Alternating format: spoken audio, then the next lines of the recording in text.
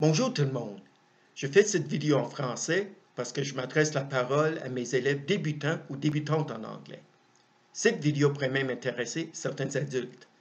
Donc, comme disent les anglophones, good luck. Souvent, on me pose comme question, comment apprendre l'anglais? Ça prend combien de temps? Je vais essayer de répondre à ces questions-là. Premièrement, apprendre une langue, que ce soit l'anglais ou une autre langue, c'est une question de temps et de persévérance. Non, on ne peut pas apprendre l'anglais en quelques mois seulement. Puis non, on ne peut pas apprendre l'anglais si on ne travaille pas, si on n'écoute pas. C'est ça la réalité. Maintenant, on dit que pour avoir une base en anglais, ça prend les 1000 mots les plus fréquents de la langue.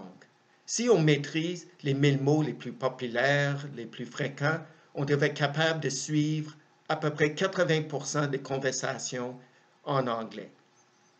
À 3000 mots, si on maîtrise les 3000 mots les plus fréquents, on devrait être capable de comprendre à peu près 98% de la langue.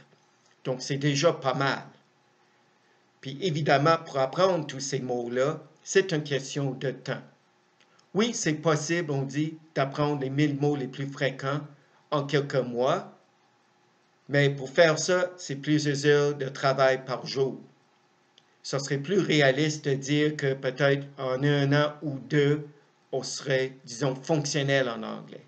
Mais même à ça, en sachant que ça prend les 1000 mots les plus fréquents, ça prend quand même plusieurs heures de travail par semaine, par exemple.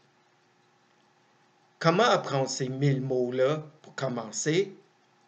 Oui, on peut faire une recherche Google en tapant les 1000 mots les plus fréquents en anglais, sauf que si on essaie d'apprendre un mot à la fois comme ça, vous trouverez ça beaucoup trop frustrant.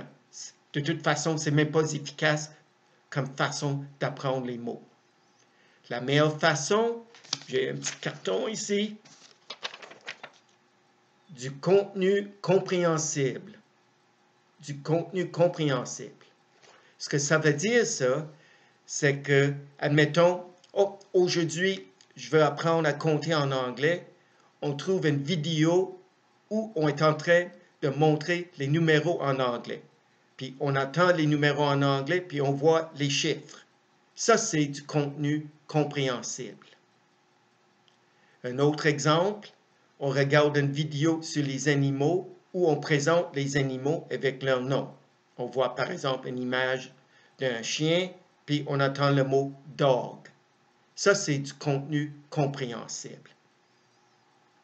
Un exemple du contenu incompréhensible, vous décidez de mettre une station de radio en anglais où la personne à la radio est en train de raconter des blagues, il n'y a pas d'image, la personne est en train de parler très vite, il est en train de faire des jeux de mots. Ça, ce n'est pas du contenu compréhensible lorsqu'on commence à apprendre l'anglais. Donc, en résumé, pour apprendre l'anglais, premièrement, il faut être conscient que c'est une question de temps et de persévérance.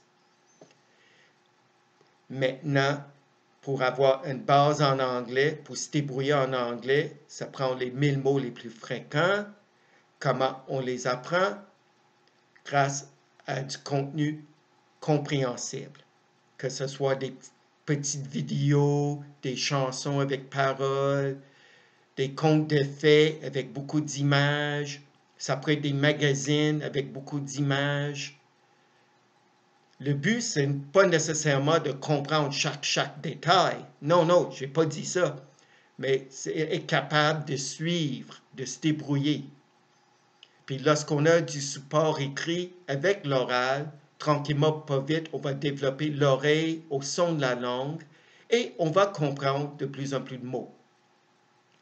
Puis pour terminer, je peux ajouter une bonne nouvelle dans tout ça. Vous allez vite constater qu'en anglais, il y a beaucoup de mots qui ressemblent à des mots en français. Donc, quelqu'un qui parle français va trouver beaucoup de mots en anglais faciles à retenir, à apprendre grâce aux ressemblances.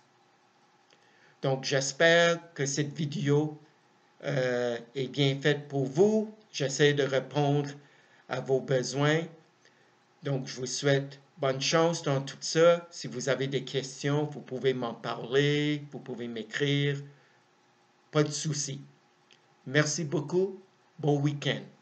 Thank you very much.